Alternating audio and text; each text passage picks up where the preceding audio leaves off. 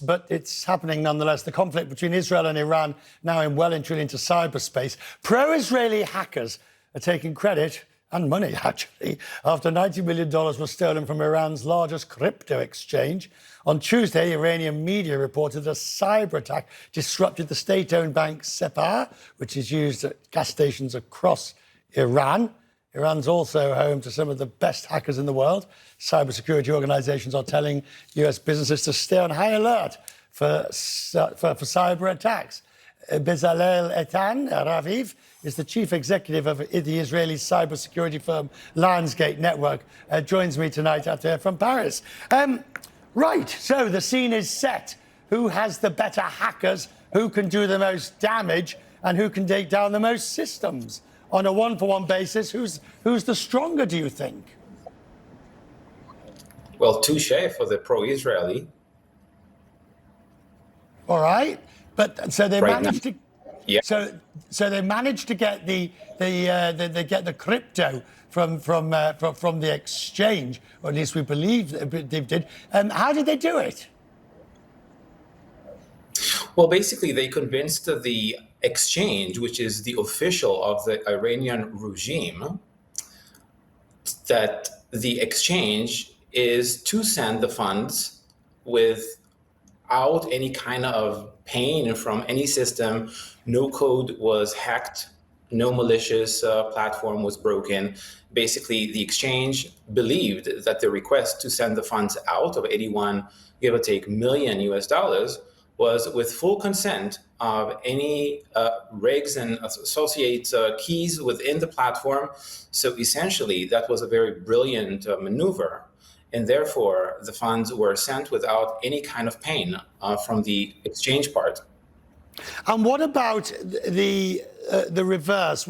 The ability, for example, I understand that in Israel, people are receiving text messages warning them that their bunkers may not be safe and all sorts of things. So this is really ramping up, isn't it? It's difficult to see which way it goes, because the disinformation and the ability to compromise important IT systems makes it very, very awkward.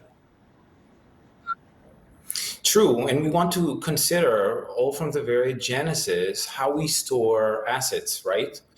This is an incredible active warfare, and the rules have changed forever. With money, we used to store it in a way that we all agreed is comfortable and secured. Now we're seeing something that is incredibly innovative, where the actual custodian are believed that the action to release the funds came from within the actual exchange.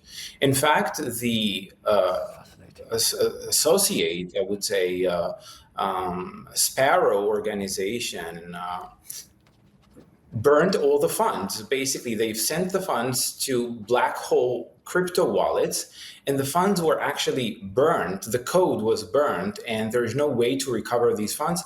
And none on the pro-Israeli side who did this can benefit financially from this. So this is a very strong statement that actually comes from this specific entity. Right. What's fascinating, I think, is that we'd always been told shoving a piece of gold or some money under the mattress was not safe. And every kid and his brother loves crypto. But what we're learning is this whole crypto at a time of cyber warfare is absolutely perilously risky. So is fiat money, US dollars, euros, rand, everything is accessible when the right code is implemented. You can shut down a whole bank, which is exactly what the Iranian regime did after they shot missiles on innocent civilians in Israel. They basically dismantled the bank operation and the exchange because they realized that this has taken one step forward without them noticing. I'm curious. Are you one of those people that believes you should have gold hidden under the bed? I think you should have your own garden and plant your own food and live off of it. That's my actual personal belief. But how many people are going to do that, right? They need to train themselves in actions in art that is no longer available to many in this generation. So they tend to go with what they believe is trustworthy. And this is the end game, really. Do you trust the system that stores your funds? A lot of people believe so, but then they have a problem with the bank or with their exchange. And then they realize they're in 2025, unlike 25 years ago, they're completely on their own. So people are shifting. Conscious is moving in different ways this year. I feel it very strongly, yes.